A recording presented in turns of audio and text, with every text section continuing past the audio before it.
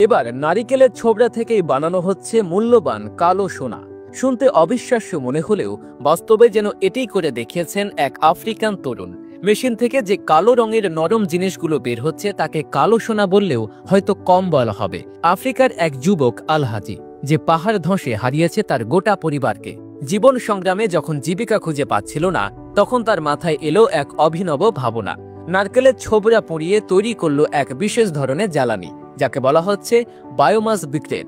পরিবেশ বান্ধব জ্বালানি আফ্রিকায় হয়ে উঠেছে ব্যাপক জনপ্রিয়। কিভাবে ফেলনা নারকেলের ছোবড়া থেকে তৈরি হচ্ছে মূল্যবান বায়োমাস ব্রিকেট? কেনই বা এটিকে বলা হচ্ছে কালো সোনা? কতটা পরিবেশ বান্ধব বিশেষ ধরনের এই জ্বালানি? এইসব প্রশ্নের উত্তরের সাথে থাকছে আলহাজের জীবন সংগ্রামের গল্প। পৃথিবীর পরিবেশগত সংকটগুলো ক্রমশই বেড়ে চলেছে। কার্বন নিঃসরণ কমিয়ে পরিবেশ বান্ধব জ্বালানি তৈরির জন্য নবায়নযোগ্য জ্বালানির উৎসের দিকে ঝুঁকছে বিশ্ব। জীবাশ্ম জ্বালানির ব্যবহার যেমন আমাদের বায়ুমণ্ডলে বাড়াচ্ছে গ্রিনহাউস, ঠিক তেমনি আমাদের দৈনন্দিন ব্যবহার্য জিনিসের উচ্ছিষ্ট অংশ নষ্ট করছে আমাদের পরিবেশ। তবে দুই সমস্যারই যেন এক সুন্দর সমাধানের নাম বায়োমাস ব্রিকেট। বিশ্ববাসী যখন পরিবেশ বান্ধব জ্বালানি আর পরিবেশ রক্ষা নিয়ে চিন্তায় মগ্ন, ঠিক তেমনই এক সম্ভাবনাময় জ্বালানি বায়োমাস ব্রিকেটের সফল ব্যবসা শুরু করলো এক আফ্রিকান যুবক। আলহাজ নামের এই উদ্যোক্তার কল্যাণে যা হয়ে উঠেছে আফ্রিকার কালো সোনা, যা কিনা ফেলনা নারিকেলের ছোবড়ার মতো সাধারণ এক বস্তু থেকেই তৈরি হয়েছে এই পরিবেশ বান্ধব জ্বালানি। পাহাড় ধসে পরিবার হারানোর পর আলহাজের ছিল না বেঁচে থাকার মতো কোনো সম্বল, ছিল না জীবন আর জীবিকার নিশ্চয়তা। এমন সময় তার মাথায় আসে এক অভিনব আইডিয়া। নারকেলের ছোবড়া থেকে চারকোল আর তারপর সেগুলো থেকে বায়োমাস ব্রিকেট তৈরির চেষ্টা করে সে।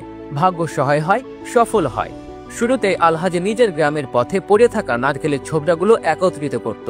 এই ছোবড়া পোড়ানো হতো উচ্চ তাপে, যার ফলে তৈরি হতো চারকোল। এরপর এই চারকোলের সাথে বিশেষ প্রক্রিয়ায় পানি এবং কিছু সিক্রেট উপাদান মিশিয়ে তৈরি হতো নরম বায়োমাস। এরপর সূর্যের আলোয় শুকিয়ে তৈরি হয় শক্ত, যাকে বলা হয় বায়োমাস ব্রিকেট।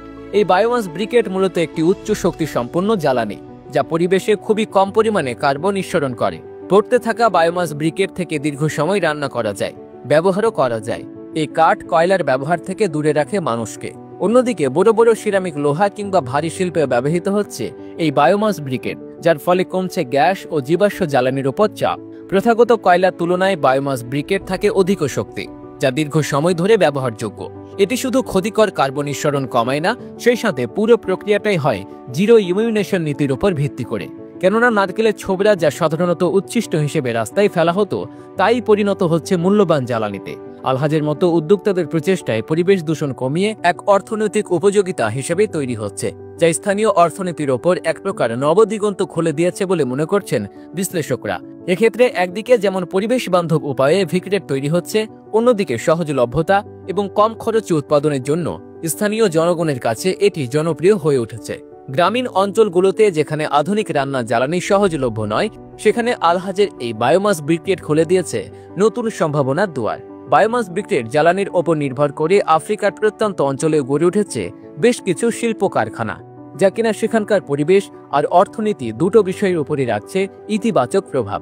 এসব কারণে বায়োমাস ব্রিকেটকে বলা হচ্ছে কালো সোনা।